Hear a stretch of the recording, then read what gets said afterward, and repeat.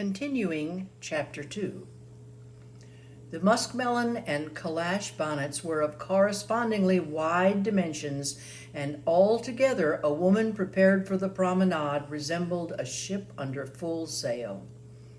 Doubt not that Dolly Payne's quick eye took in every clock of the dame's bright-colored stockings as they peeped from beneath the petticoats, and counted the rands in their white shoes, and watched the flashing of their eardrops, and secretly wished that some of the finery and the gaiety might fall to her lot, little dreaming that some day she herself would be the leader of the fashion and the arbiter of the gay world. Now it all seemed so far off to the little unknown Quaker maiden, who had been taught that sober apparel was part of religion.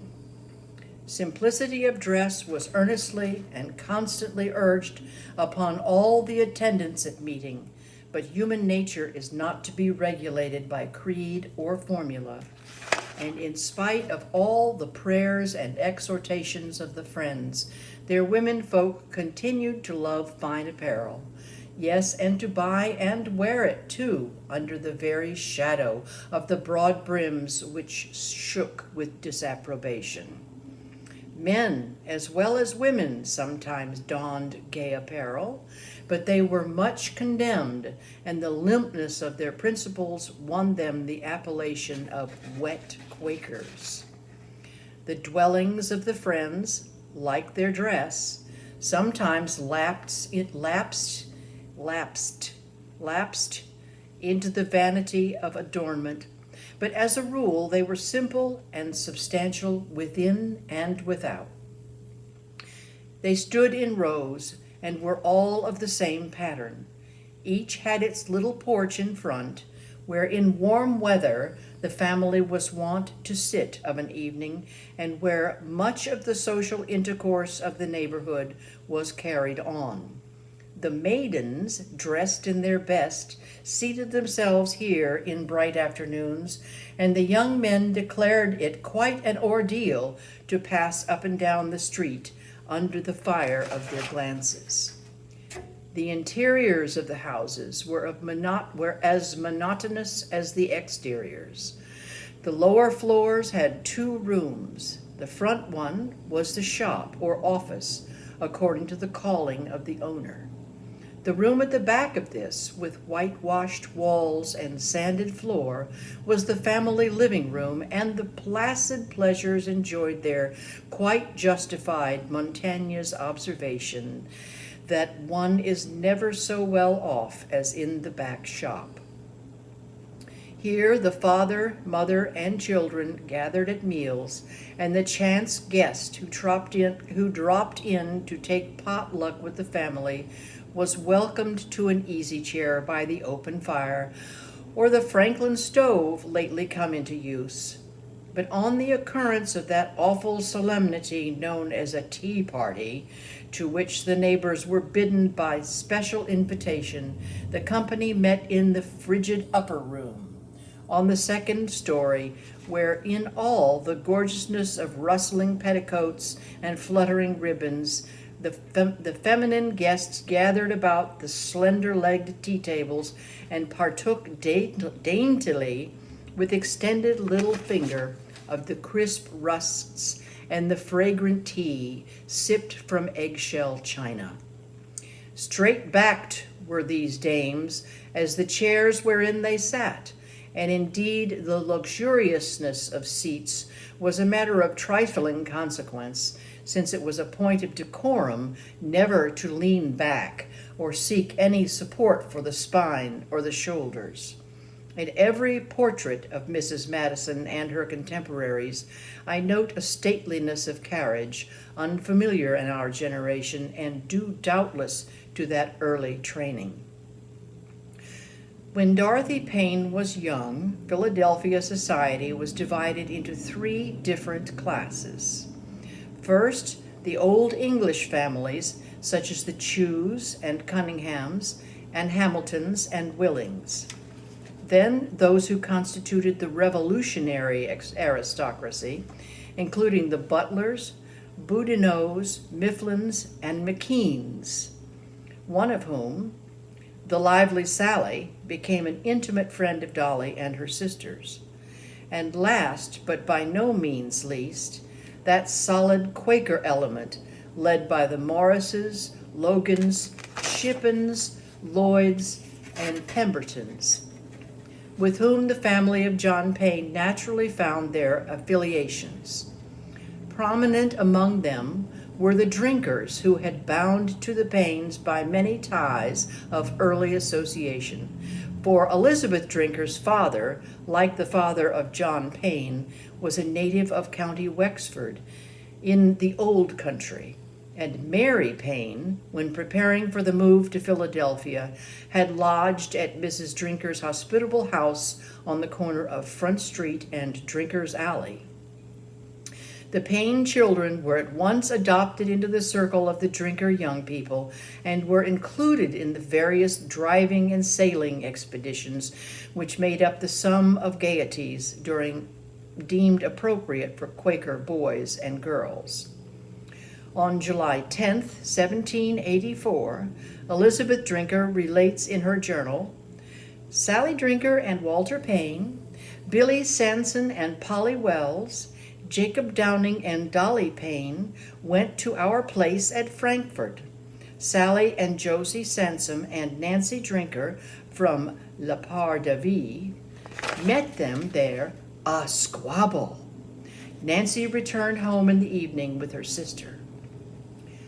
One is inclined to suspect from the manner in which the young people are paired off that the cause of the squabble may have been a bit of jealousy on Miss Nancy's part of the attentions of Jacob Downing to Dolly Payne.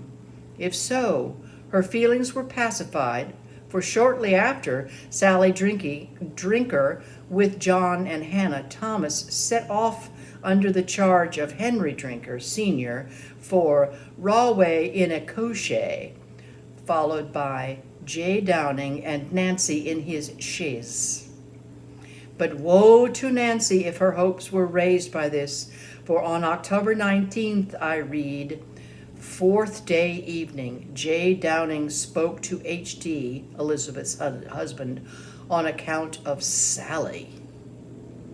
Some of the gayest and most delightful hours of Dolly Payne's social life were those which she passed outside the town of Philadelphia in the long visits paid to relatives living in the neighboring village of Haddonfield, New Jersey, situated a few miles from Camden and reached by a horse ferry from Philadelphia. The house where she visited is still standing on the old King's Highway and is rendered notable by having been the meeting place of the state legislature and afterward of the Council of Safety. This tavern, for such it was, passed after the Revolution into the hands of Hugh Crichton, and it was to him and his family that Dolly Payne paid their visits, which often lasted for weeks at a time. The Haddonfield young people counted her a great addition to their numbers, and no one of them entered more heartily into the enjoyment of summer picnics and winter sleigh rides and quilting parties. During these visits, she won many friends and lovers among the country beaux, who in their old age were wont to tell of her incomparable charms to the younger generation, and she in turn never forgot these acquaintances of her youth, and in her days of power lent a helping hand to many a political aspirant whose chief claim upon her kindness lay in his association with Haddonfield and Auld Lang Syne. For the first year or two after the removal from Virginia to Philadelphia, all went well with the Paynes. The character and eloquence of John Payne won for him a high standing, and he soon became a lay preacher or public friend. On Seventh Day he exhorted within the walls of the meeting house. There was neither pulpit nor choir in this bare and simple house of worship, but in front of the benches lay a long platform, and on this, when the Spirit moved, The exhorter stood, first having removed the hat worn, save for prayer and preaching, throughout the meeting. Both men and women were accustomed to exhort, men occupying the section of the platform facing the men's side, and women standing before those of their own sex. A sweet-faced Quakeress, being asked by a scoffer how she explained the Pauline texts forbidding women to exhort in public, replied with a gentle smile, "Oh, well, friend, thee knows Paul was never partial to women." Very eloquent some of these preachers, both male and female, were. Dorothy Payne used to declare in later life that the best sermons to which she had ever listened were those of friend Samuel Wetherell, who was equally well known in meeting and in marketplace, his business reputation being spotless, and the brand upon his goods, an old Quaker lady sitting by a spinning wheel, being recognized everywhere as a standard mark recommending all jeans, fustians, everlasting, and coatings which bore it. On first days, when the Paynes and Todds went to hear him, he preached in the Free Quaker Meeting House, which is still standing at the southwest corner of Fifth and Mulberry, the building now occupied by the Apprentices' Free Library. Among the few dissipations of the youthful friends